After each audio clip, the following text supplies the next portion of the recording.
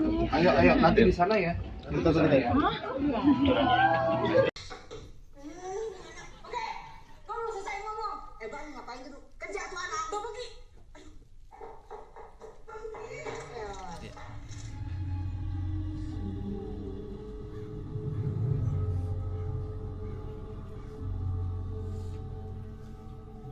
Gini nih yang sama-sama anak gue si Pengki.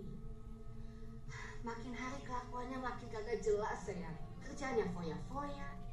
Terus kalau ngelakuin apa-apa tuh kagak becus. Padahal yang sendiri dulu bilang, kalau ini anak bakalan sukses. Emang? Bakalan bawa keberuntungan besar. Memang. Nah, apa ramalan Eyang dulu meleset.